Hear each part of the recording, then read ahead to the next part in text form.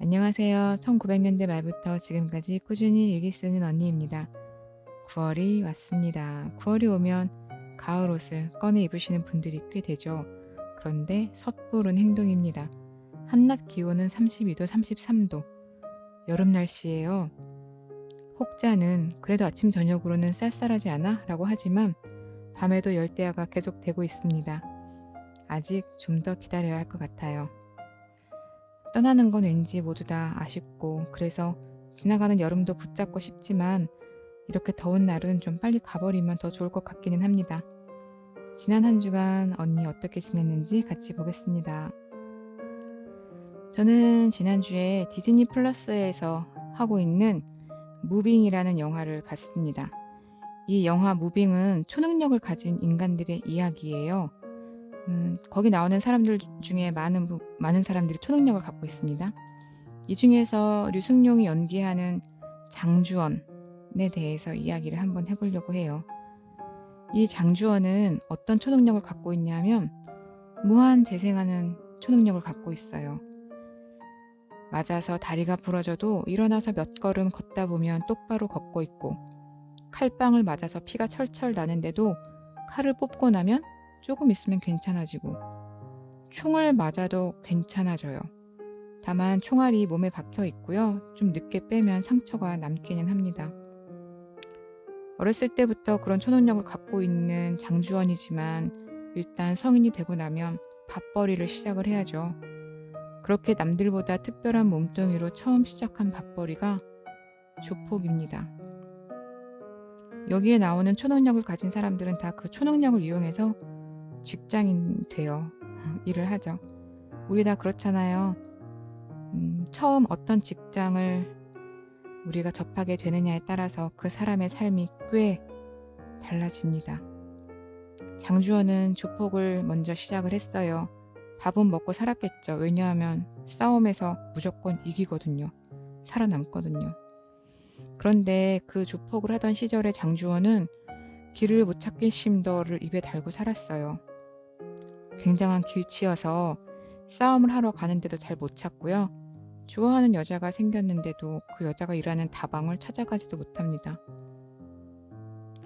그렇게 길을 못 찾아서 돌아가야 하는 숙소를 찾지 못하고 길에서 엉엉 우는 장면이 있어요. 굉장히 슬프게 웁니다. 이 무빙에서 유승용이 연기하는 장주원이 슬프게 우는 장면들이 좀 나오는데 이때 길에서 우는 이 캐릭터를 보면서 정말 마음이 아팠어요. 이게 진짜 길을 못 찾아서 우는 것보다는 정말 이 삶의 길을 못 찾아서 우는 게 아닌가 라는 생각도 들더라고요. 그때 이런 내레이션이 나옵니다. 나는 늘 가장 쉬운 길을 택했었다. 인생은 늘 길 위에 있죠. 우리는 태어나는 순간부터 어떻게든 살아내야 되니까 계속 길을 걷고 있습니다. 늘 어디로든 가고 있어요. 그런데 이게 맞는 길인가? 또 장주원처럼 내가 너무 쉬운 길을 선택한 건 아닌가? 이런 생각을 합니다. 저도 했고요.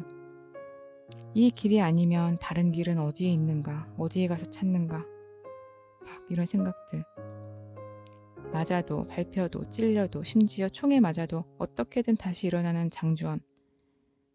길을 못 찾아서 골목에서 엉엉 울고 있는 장주원이 남일 같지 않아요. 그런데 마침내 장주원은 길을 찾을 수 있는 어른이 됩니다. 길을 찾을 수 있을 때까지 무한 재생되는 초능력 몸뚱아리로 버틴 거죠. 우리는 초능력도 없잖아요. 그런데도 어떻게든 버티고 있잖아요. 윈초들처럼. 이 무빙을 보는 내내 장주원의 길을 못 찾겠다는 이 대사가 머릿속을 떠나지 않습니다. 제가 지금 비슷하잖아요. 길을 찾아야 되는데 그 길은 대체 어디서 어떻게 찾아야 하는지. 어른들도 웁니다. 엉엉 울기도 하고요. 어른들도 아이들처럼 비슷한 부분이 있기도 하죠. 그 얘기를 한번 또 해보려고 합니다. 제가 지난 시간에 수업을 하다가 운수 좋은 날 소설 이야기를 해줬어요. 시험 범위에 들어가긴 하는데 너무 생소한 소설이라서 아이들이 읽기 전에 어떤 이야기인지 대충 해주면 좋겠다라는 생각이 들었거든요. 이 현진건 님이 쓴 운수 좋은 날이라는 소설은 우리가 꼭 읽어야 하는 소설이기 때문에 아마 알고 계신 분들 꽤 많을 거예요. 1920년대, 그러니까 일제강점기 때 살았던 하층민의 비참함에 대해서 이야기하고 있는 소설입니다. 운수 좋은 날, 다시 말하면 정말 운수가 안 좋았던 날의 이야기 기억나실 거예요. 인력거를 끌고 있는 가난한 김첨지의 이야기입니다. 제가 이 이야기를 막 해줬어요. 그러다가 마지막에 결론을 이야기하기 전에 좀 샛길로 샜거든요. 그랬더니 학생이 물어봐요. 선생님, 그래서 결말이 어떻게 됐는데요? 저는 이 이야기가, 이 한마디가 너무 기분이 좋았어요. 제 이야기를 경청하고 있었다는 얘기잖아요. 그리고 결말을 궁금해한다는 거. 우리들 모두 어렸을 때 누군가에게 동화를 듣기도 했고 옛날 이야기를 듣기도 하고 그렇게 자라왔고, 또 재밌는 이야기들을 누가 해주면 좋죠. 어른들도 마찬가지인 것 같아요. 제가 예전에 어떤 어른한테 제가 요즘 읽고 있는 책에 대해서 이야기를 해드린 적이 있었거든요. 그때 한참 프랑스의 베스트셀러 작가 기욤 미소 소설에 꽂혀가지고 막 타임슬립 소설을 엄청나게 읽을 텐데, 그분이 너무너무 재밌다면서 또 해달라고 그러더라고요. 어른들도 울고 어른들도 이야기 듣는 거 좋아합니다. 어른들에게 이야기를 들려주는, 요즘에는 뭐 팟캐스트도 많고 유튜브도 많으니까 아무튼 그렇습니다.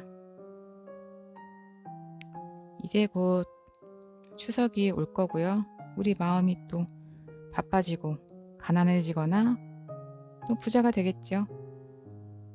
한 주간 잘 보내야겠습니다. 저는 이 더운 밤도 일기를 쓰러 갈 거고요. 우리는 다음 주에 만나요.